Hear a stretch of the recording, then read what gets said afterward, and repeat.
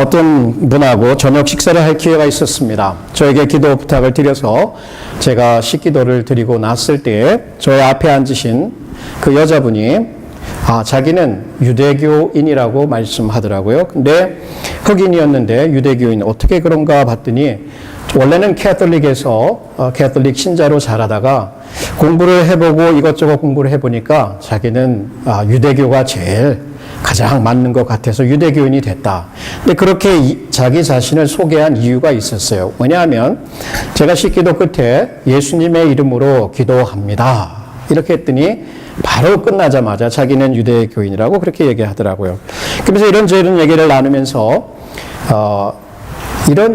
얘기를 나누면서 그분이 하는 말이 하나님은 자기가 행복하기를 원한다. 하나님은 자기가 불행하는 것을 원치 않는다. 그러면서 20년 이상을 결혼 생활을 해왔는데 이것저것 다 겪어보고 아이들도 키워보니까 이제는 너무 힘들다. 결혼이 재미없다.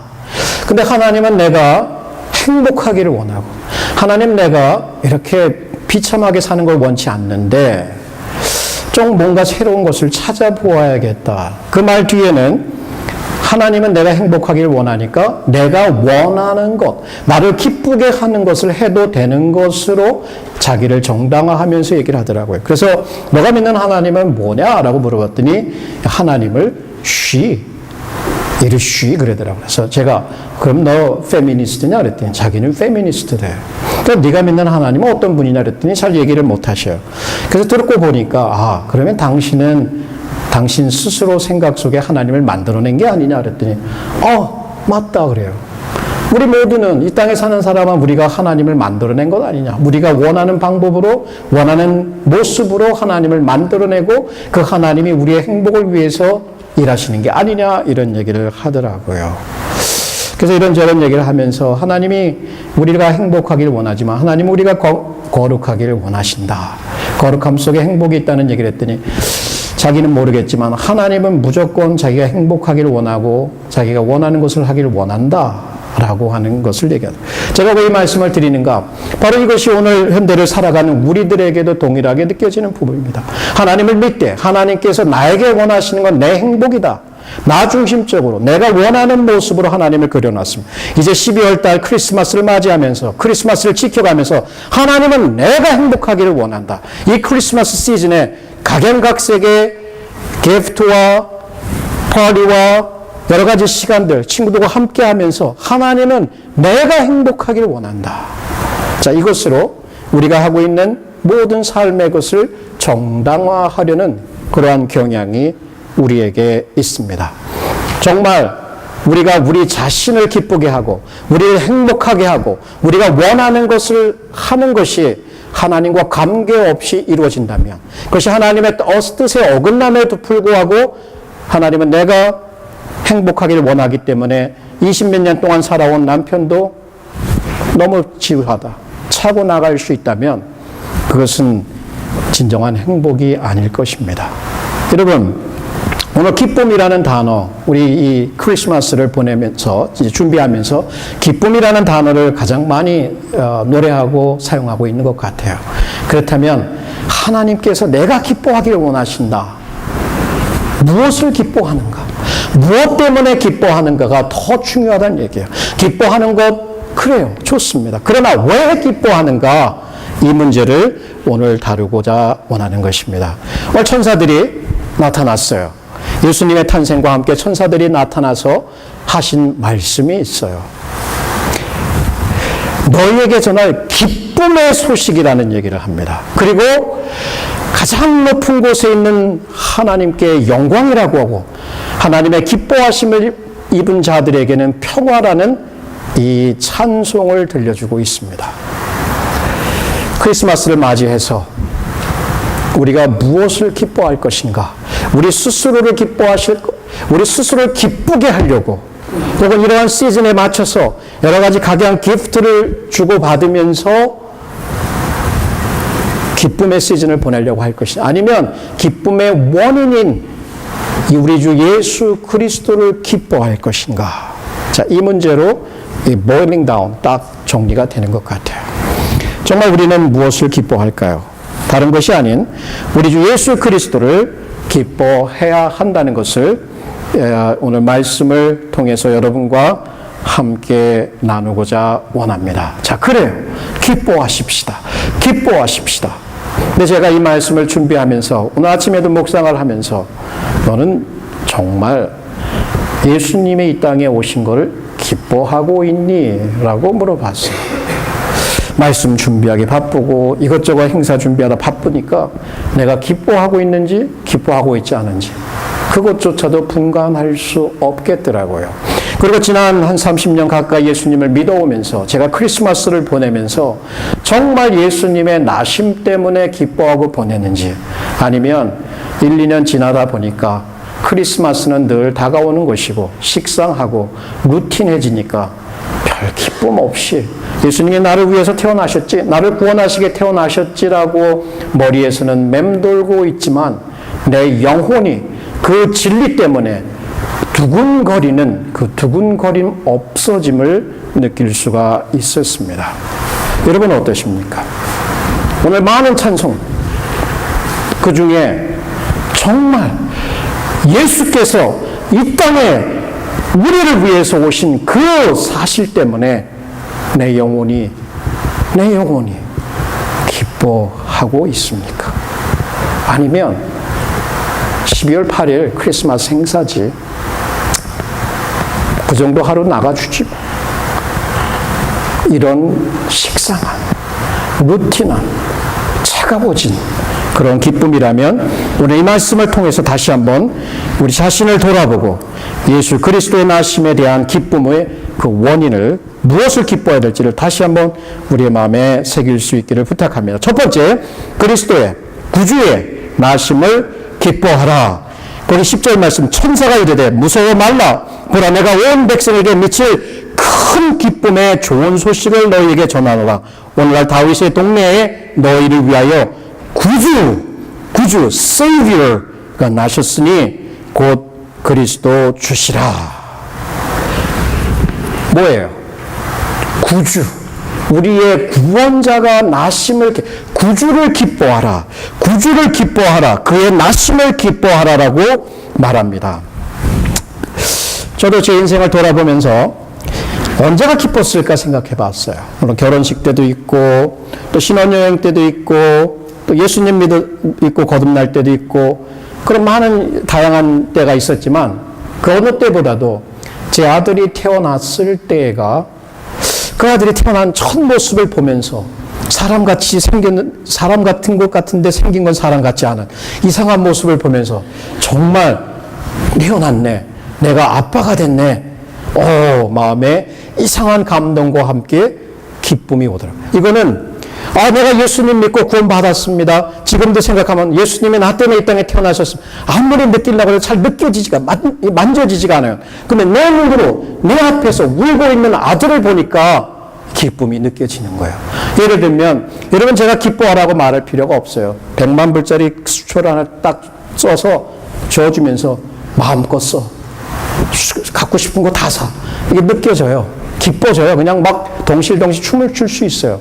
우리 젊은 학생들에게 멋진 페라리를 딱 갖다 놓고 키 주면서 다 이거 기쁨이 느껴지죠. 기쁨이 느껴져요. 분명히 느껴져. 근데 예수님이 너를 위해서 죽으셨어. 이 땅에 내려오셨어. 그리고 너를 사랑하신대. 그래? 머리 이제 털나고 어릴 때부터 부모님한테 매일 들었는데 매일 들어가지고 별 느낌이 없어. 이 영적인 것과 이 물질적인 것 사이에서 우리는 기프트를, 아이들에게 기쁨을 주려면 좋은 기프트를 갖다 주면 막 덩실덩실 춤을 춰요. 우리 아이도. 그런 의미에서 우리가 예수의 나심을 기뻐하느냐 한번 질문해 보아야 될 내용입니다. 자, 늙은 마케 아브라함과 사라가 100세에 얻은 그 아들을 볼 때 여러분 기쁨을 상상해 보세요. 25년 동안 신앙의 갈등, 여정 모든 것을 통해서 얻은 그 아들. 이 탄생. 그 후에 이어지는 많은 탄생의 이야기였지만 엘가나와 한나는 아이를 얻지 못해서 막 고통스러울 때 그 부부에게 사무엘이 태어났을 때 그 기쁨. 우리가 지난번에 얼마 전 금요일 날 생각한 삼손의 아버지 마노아, 나이 들어서 얻은 엘리사벳과 그 스가랴가 얻은 요한의 내어놨을 때 그 기쁨. 근데 아이들이 태어나는 거 우리 부모님들도 아시겠지만 그날은 너무나 기쁜 날입니다. 그 아이 자체가 태어난 것도 기쁜 날이지만 그 아이가 장차 위대한 일을 행할 것이다라고 천사가 나타나서 여러분에게 얘기를 했다면, 그래, 당신에게 주어진 이 아들이 장차 큰 일을 할 거야. 모든 사람의 고통받고 있는 이 암병을 치료할 수 있는, 그것을 치료할 수 있는 그 치료제를 개발할 의사가 될 거야. 그러면 태어난 것도 기쁜데 그 확실한 예언과 함께 우리 아들이 그럴 거라면 그 기쁨은 더 클 것이에요. 근데 아들이 태어났는데, 혹은 딸이 태어났는데, 얘는 말이야, serial killer가 될 거야. 연쇄살인범이 될 거야. 이 사회의 근심거리가 되고 많은 사람에게 고통을 안겨줄 아이가 될 거야. 라고 천사가 얘기했다면 그 아이의 태어남과 동시에 그 기쁨은 잠시요 고통으로 변할 것입니다. 예수님께서 태어나셨어요. 근데 그 태어남과 동시에 이는 구주라. 다윗의 동네에 태어난 이는 세상을 구원할 구주라고 하는 소식을 들었을 때 이 유대인들, 특별히 이 소식을 접했던 이 목자들 어땠을까요? 그동안 로마의 압정 가운데 있었고 자기들이 기다리던 메시아가 와서 우리를 이 노예에서, 포로에서 해방시켜 줄 거라는 걸 알았을 때 그 소식이, 그들을 구원해 줄 거라는 소식이 어떻게 들렸을까? 다시 얘기하면 오늘날 우리가 예수 그리스도의 나심을 기뻐하기 위해서는 우리 자신에게 그분이 어떠한 존재인지를 생각해 보아야 돼요. 여러분의 신앙생활 혹은 예수님을 안 믿는다면 여러분에게 가장 큰 문제가 이 죄의 문제다. 가장 근본적이고 가장 큰 문제가 이 죄다. 나는 이것이 너무너무나 무겁다. 이것이 고통스럽다. 나는 이 사망의 음침한 골짜기에서 이 고통스러운 죄책감에서 나를 구원할 자가 있을까? 근데 천사가 나타나서 바로 이 예수가, 이 아기가 그 무거운 짐을 벗겨주고 너에게 자유를, 너에게 구원을, 너에게 영원한 생명을 줄 것이다 라고 했을 때는 그것은 말할 수 없는 기쁨이에요. 그런데 죄에 대해서 느끼지 못해요. 나는 옳아요. 자기에 의해 가득해요. 하나님을 느끼지 못해요. 예수가 태어났다고 해서, 구주라고 해서 그가 나를 뭘 구원해? 구원이 필요 없는데, 하나님이 필요 없는데 절대로 구주의 나심은 기쁜 소식이 될 수가 없습니다. 여러분, 구원, 바로 그 구원이라고 하는 사실, 내가 내 죄로부터, 내 억압으로부터, 내 이 비참함으로부터, 이 슬픔으로부터 나를 구원할 수 있는 예수께서 나셨다라고 하는 것이 바로 저희와 여러분이 기뻐해야 할 유일한 이유입니다. 기프트 혹은 파티 혹은 우리가 원하는 것들을 혹은 좀 더 쉴 수 있는 여유, 크리스마스의 휴가 시즌 여유, 이것으로 인해서 기쁨을 얻으려고 한다면 그것은 잠시요, 그것은 여러분에게 진정한 의미에서의 만족과 함께 오는 기쁨은 아닐 것입니다. 그래요. 구주의 나심을 기뻐하자. 나심을 기뻐. 두 번째는 또 무엇을 기뻐해야 되냐면 구주의 낮아지심을 기뻐. 도대체 이게 무슨 얘기냐? 구주의 낮아지심. 이것은 어떻게 보면 구주가 나셨어요. 왜? 구원하기 위해서, 구세주로 나셨다라면 그 구원하기 위해서 그가 택한 방법이 무엇이냐면 낮아지셨다는 얘기예요. 우리와 똑같은 아이처럼 연약하고 엄마를 의지해야 되는 그 아기로 이 땅에 태어났다는 얘기예요. 여기 본문에 보면 마다들을 강보에 싸서 구유에 누였으니 이는 사관에 여관에 있을 곳이 없음이로라. 하나님이신 그분이 하늘의 영광의 자리를 버리고 이 땅에 내려오셔서 태어난 그 자리가 어디냐는 얘기예요. 그 높은 자리에서 낮고 낮이고 천하천한 냄새가 나는 그 말구육간에 누울 곳도 없어서 그 구유에 누워있는 이 하나님의 아들을 보십시오. 그 길이 바로 우리를 구원하시기 위해서 택하신 하나님의 방법이었다는 얘기예요. 천사들을 대동하고 나팔을 불면서 멋있는 영광 중에 왕으로서 이 땅에 내려오신 것이 아니라 아무도 모르게 그 몇 사람만 볼 수 있는 그렇게 낮으셨어요. 자기를 보여줄 때에도 그 자기의 나심을 처음으로 축하하는 사람이 그 당대에는 가장 천하고 천한 목자들이었습니다. 왜 그랬을까? 왜 그렇게 태어나셨을까? 왜 종의 몸의 형체를 입고 우리와 같은 똑같은 육신을 입고 이 땅에 태어나셨을까? 그것은 바로 우리의 고통을, 우리의 아픔을, 우리의 목마름을, 우리의 배고픔을 경험하시기 위해서 그러한 방법을 선택하신 것입니다. 만약 저 보좌 금이 번쩍번쩍 빛나는 그 왕으로 이 땅에 오셨으면 우리하고는 좀 달라요. 느낄 수가 없어요. 그분하고 우리는 너무나 거리가 있어요. 근데 우리 옆에 친구처럼 우리와 함께 먼지를 맞대고 그 걸음을 걸어 다니시고 함께 이야기하시고 함께 웃으시고 함께 울어주시는 그 사람으로 이 땅에 태어나셨단 말이에요. His humiliation, condescension, 낮아지심을 우리는 기뻐하고 있는 것입니다. 빌립보서에서 사도 바울은 이렇게 말합니다. 그는 근본 하나님의 본체시나 하나님이시나 하나님과 동등됨을 취할 것으로 여기지 아니하시고 오히려 자기를 비워 종의 형체를 가져 사람들과 같이 되었고 사람의 모양으로 나타나셨음에 자기를 낮추시고 죽기까지 복종하셨으니 그 십자가에 죽으심이라. 과연 이 우리 인간으로 낮아지셨다는 것을 어디에 비유할 수 있을까? 어느 추운 겨울날 농부가 있었습니다. 그런데 밤이 되어서 막 춥고 눈이 내리는데 새가 이 제비떼가 와가지고 막 유리를 촉촉촉촉 추우니까 먹을 것이 없어서 그런지 막 두들깁니다. 두들기니까 아유 저거 가엾으네. 이 추운 겨울날 어떡하나. 농부가 가여워서 옷을 대충 입고 눈길을 따라서 나갑니다. 그래서 자기의 집에 있는 그 마구간을 문을 열어놓고 거기다가 옥수수하고 곡식들을 뿌려놓고 불로다가 휙휙 모릅니다. 그랬더니 이 새들이 더 놀래갖고 도망을 가는 거예요. 어떻게든지 물어보고 좀 베이트 이렇게 곡식을 갖다 끊고 이렇게 막 오라고 여기 오라고 이 따뜻한 곳으로 오라고 해도 이 새는 오지를 않아요. 하면서 그때 농부가 느낀 게 내가 새가 되었다면 그 새들에게 저 3세들에게 말해가지고 이쪽으로 좀 와갖고 이 추위를 피하고 이 안전한 곳으로 피하라고 할 텐데 그런 깨달음이 오면서 우리 주 예수 그리스도의 그 낮아지심을 이해했다고 합니다. 그래요. 새라도 우리가 새가 된다면 새에게 이 길이 이 길이 구원의 길이야. 이 길이 진리의 길이야. 이 길이 평안의 길이야. 이 길이 안전한 길이야 라고 얘기를 해주고 끌어줄 텐데 안 된답니다.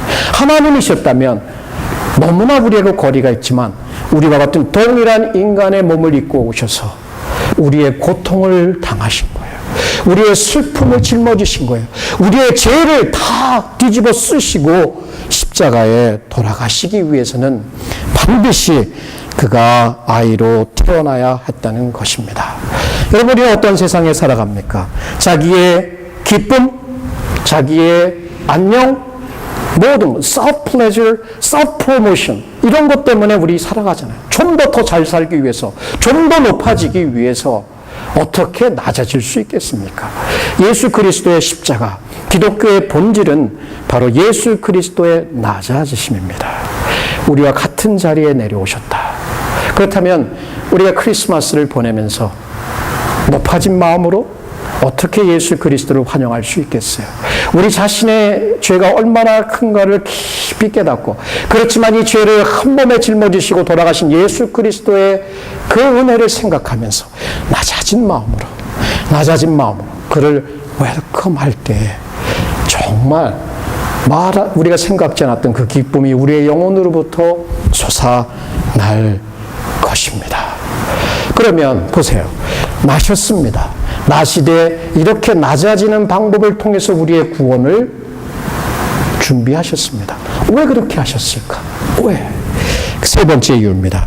구주의 사랑하심을 기뻐하라. 다른 이유 없어요. 다른 어떤 이유도 없어요.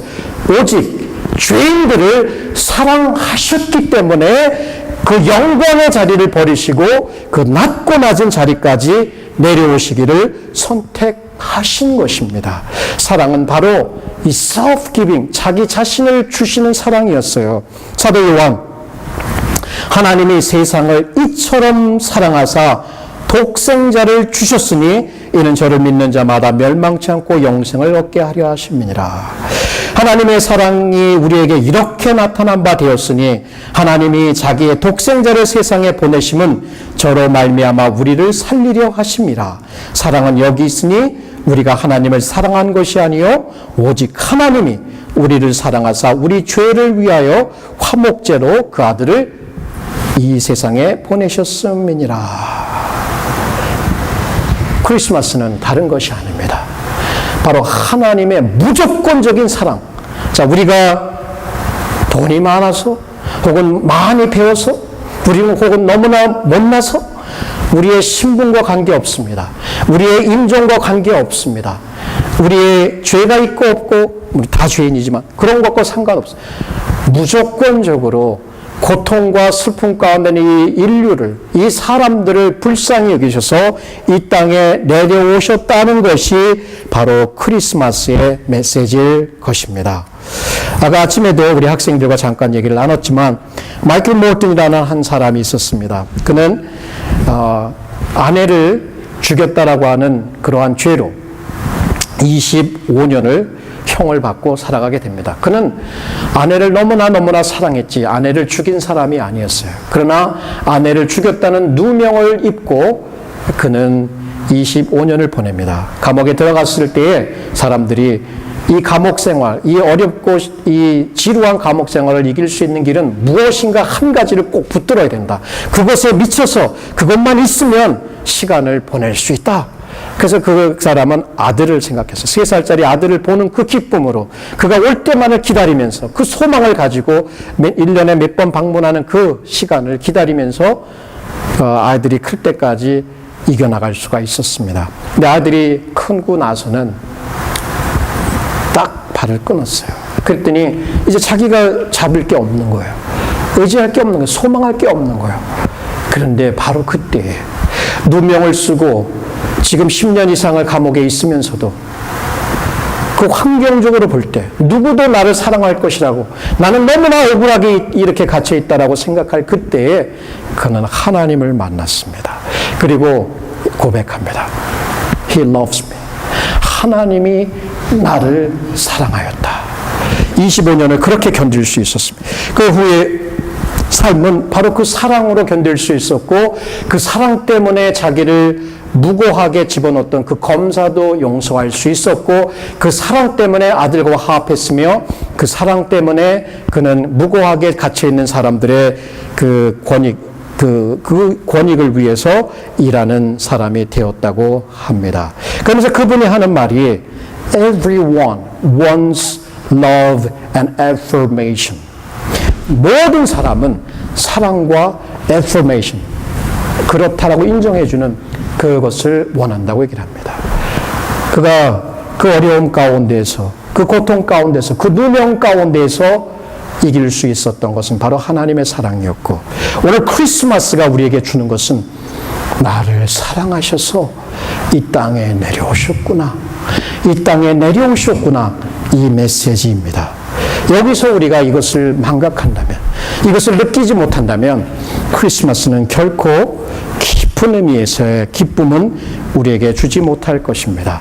우리가 선물을 주고받는 것도, 우리가 이웃을 사랑하고 소외되고 그늘진 곳에 있는 자를 한 번이라도 더 돌아보고 싶은 이유는 이 시즌에 바로 그리스도께서 우리를 위해서 내려오신 것과 같이 우리도 우리를 낮추고 도움이 필요한 곳에, 사랑이 필요한 곳에 나갈 수 있다라고 하는 얘기예요. 크리스마스를 어떻게 즐거워할 것인가?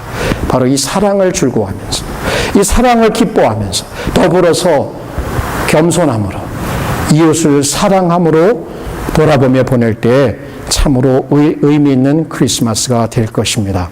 그래요. 그는 나셨습니다. 왜요? 어떻게 해요? 낮아지시며 아기로 나셨습니다. 왜요? 사랑하기 때문에. 그럼 그 결과가 있잖아요. 네 번째 그 결과는 뭐냐면 평화입니다. 그래서 평화, 구주에 주시는 구주의 평화를 기뻐하라. 본문에도 보면 이 땅에 기뻐하심을 입은 자에게 평화다라고 하는 말을 쓰고 있습니다. 평화. 그래서 저도 짧은 인생을 살면서 이 평화가 과연 이 세상에 존재하는가? 교회에 존재하는가? 내가 살고 있는 사회에 존재하는가? 남과 북한에 존재하는가? 이 서구 사회에 평화가 있는가?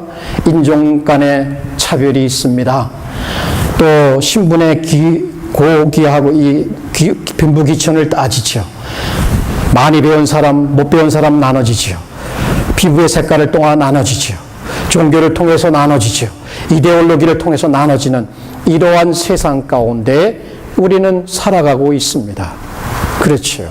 그러한 세상에 정말 평화가 있겠는가?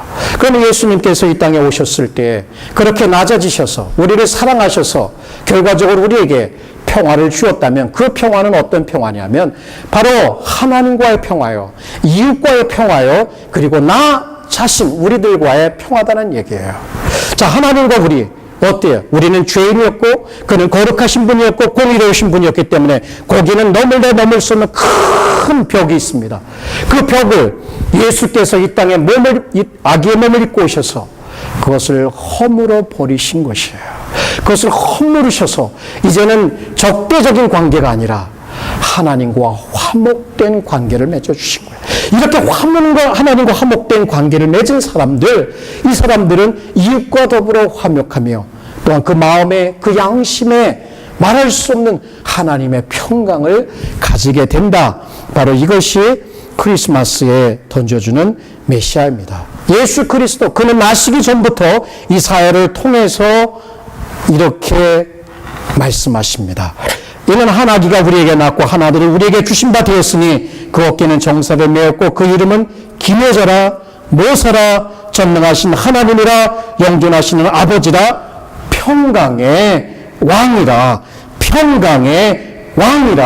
이 땅에 평강의 왕으로 오셔서 하나님과 인간 사이에 있던 그 죄악의 담을 허물으시고 그를 화목케 하셨다는 것을 우리에게 말씀해 주고 있습니다.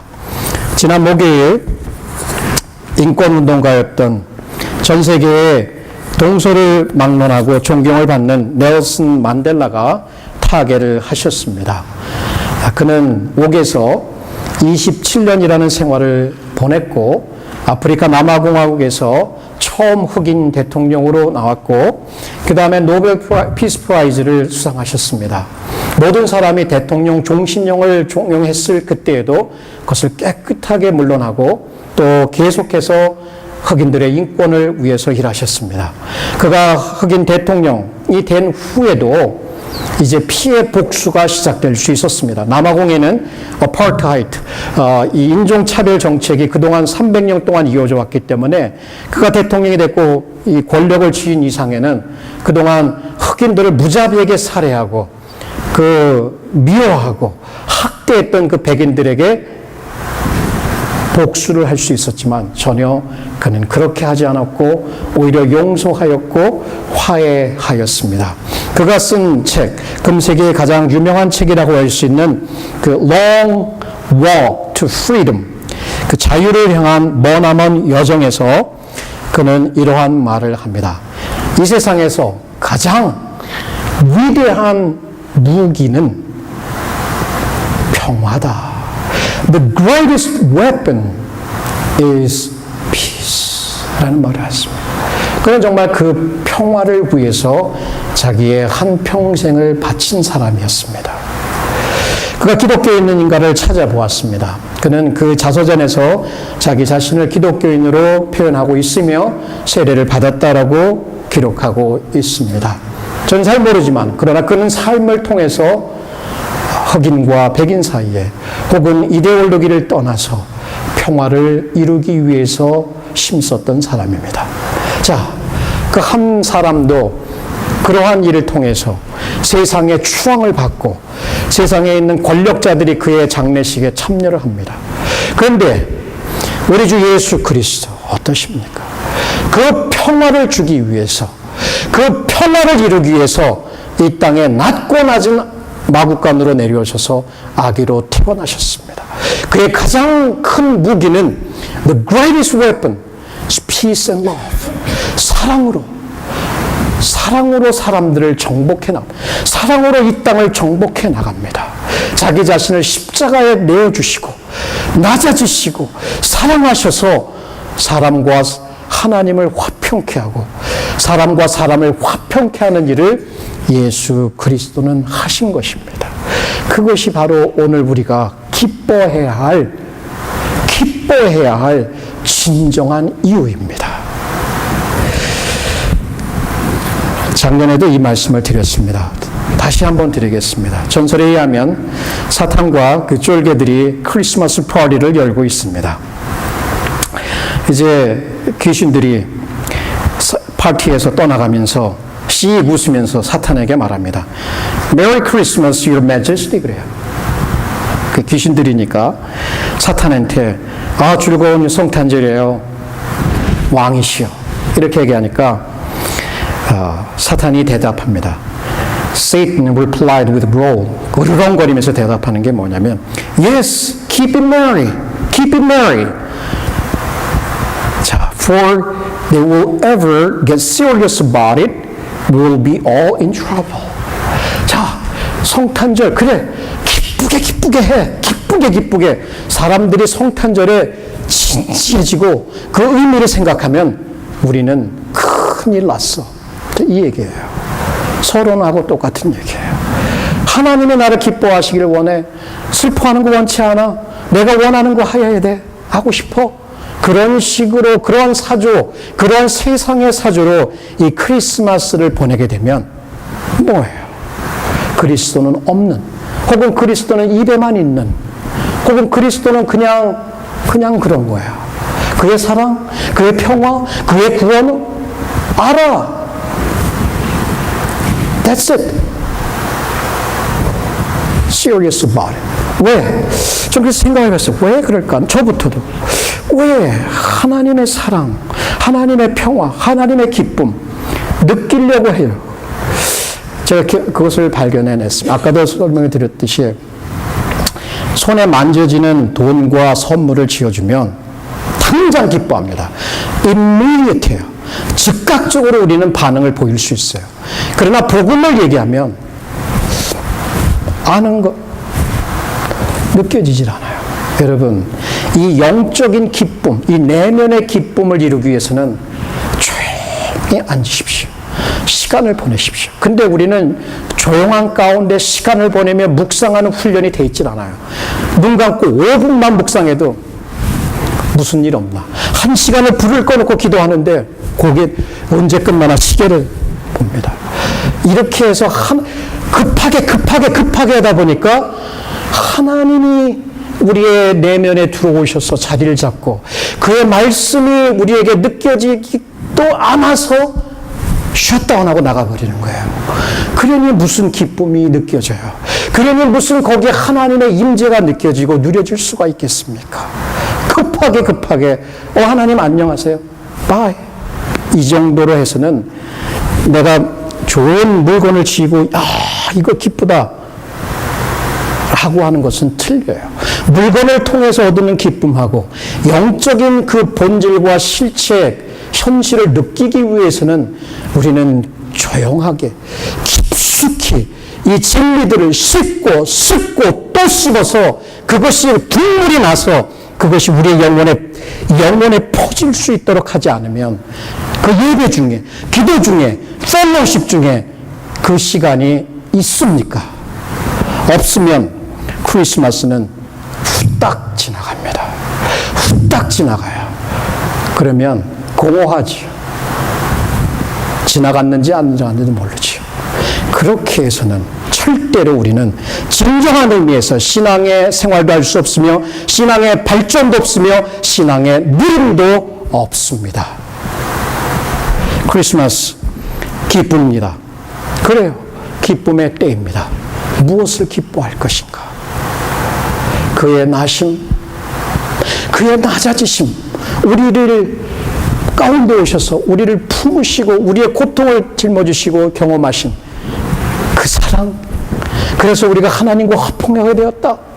아버지라 부를 수 있다. 언제든지 나갈 수 있다.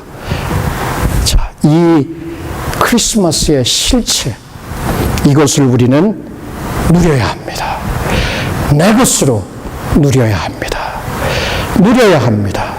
그래야 우리의 영혼으로부터 환경을 초월한, 물건을 초월한, 아무도 없어도, 아무것도 받지 못해도, 크리스마스 카드, 변변한 카드 한 장 받지 못해도 예수님 때문에 기뻐지는 거예요. 자, 그 기쁨이 바로 내년을 준비하는 그러한 기쁨이 돼야 합니다. 지극히 높은 곳에서는 하나님께 영광이요, 땅에서는 기뻐하심을 입은 사람들 중에 평화로다. 좀 기도하겠습니다. 임마누엘, 하나님이 우리와 함께 하시다. 예수 그리스도는 바로 이 땅에 내려